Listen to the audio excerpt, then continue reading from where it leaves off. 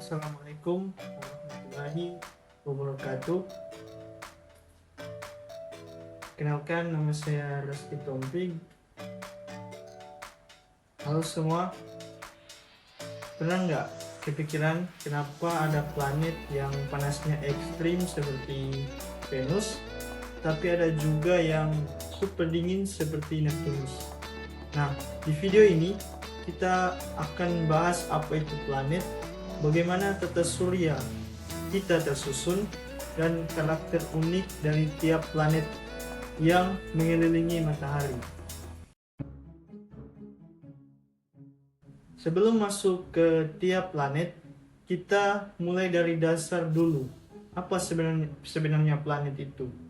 Planet adalah benda langit yang mengorbit bintang, dalam hal ini matahari, memiliki massa cukup besar sehingga bentuknya bulat dan orbitnya bersih dari objek lain. Ini alasan kenapa Pluto tidak lagi masuk kategori planet. Planet berbeda dengan planet kerdil, beda dengan bulan, dan tentu beda dengan asteroid.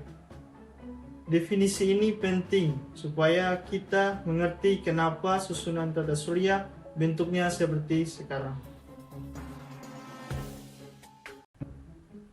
Tata surya punya 8 planet dan penyusunannya bukan random. 4 planet terdekat dari matahari, yaitu Merkurius, Venus, Bumi, dan Mars, disebut planet batuan. Mereka ukurannya lebih kecil, padat, dan punya permukaan keras. 4 planet luar, yaitu Jupiter, Saturnus, Uranus, dan Neptunus, adalah planet raksasa gas dan raksasa es. Ukurannya jauh lebih besar, tapi tidak punya permukaan padat. Intinya, semakin dekat dengan kompor atau matahari, semakin panas, sehingga hanya material berat seperti batu dan logam yang bisa mempertahankan bentuk planet. Semakin jauh, material ringan seperti gas dan es bisa mengumpul membentuk planet besar. Planet pertama ada Merkurius.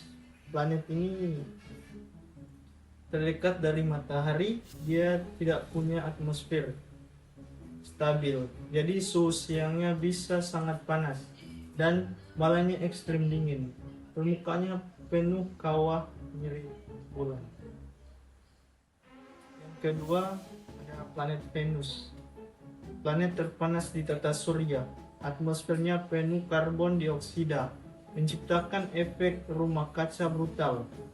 Tekanan udaranya 90 kali lebih besar dari bumi. Menariknya, Venus berrotasi terbalik matahari saat terbit dari barat. Ketiga, Bumi, rumah kita. Satu-satunya planet yang diketahui punya air, cairan stabil, dan kehidupan. Atmosfernya seimbang, sebagian besar nitrogen, lalu oksigen, dan sedikit karbon dioksida. Selanjutnya, Mars, si planet merah. Warnanya berasal dari oksida besi. Bukti geologi menunjukkan dulu Mars pernah punya air mengalir. Bahkan ada kemungkinan kehidupan mikro pernah ada. Mars juga punya gunung tertinggi di tata surya, yaitu Olympus Mons. Lanjut ke Jupiter, planet terbesar, terbuat dari hidrogen dan helium. Tidak mempunyai permukaan padat. Jupiter punya bintik merah besar, badai raksasa yang sudah berlangsung ratusan tahun. Kemudian ada Saturnus, terkenal dengan cincin indahnya, yang terdiri dari es dan batuan kecil.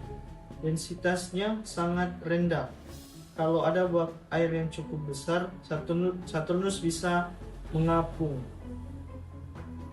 Kemudian Uranus. Planet ini berputar miring ekstrim, hampir seperti tiduran. Kemiringannya sekitar 98 derajat. Atmosfernya kaya metana, membuat warnanya jadi biru pucat.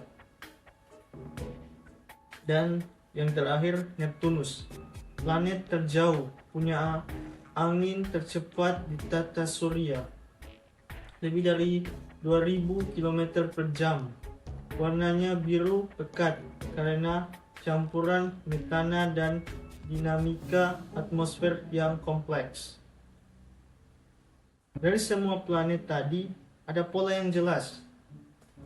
Planet yang dekat dengan matahari cenderung kecil, padat, dan panas.